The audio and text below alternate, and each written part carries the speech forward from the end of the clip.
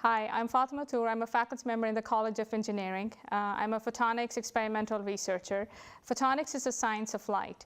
One of the technologies that my team is developing is a cancer detection sensor that's low cost. We are utilizing nanotechnology and light to be able to detect cancer easily. Why this technology matters is because statistics show that 1/3 of the population at some point in their lifetime will be diagnosed with cancer. That's a significant number. Also, the healthcare costs are increasing.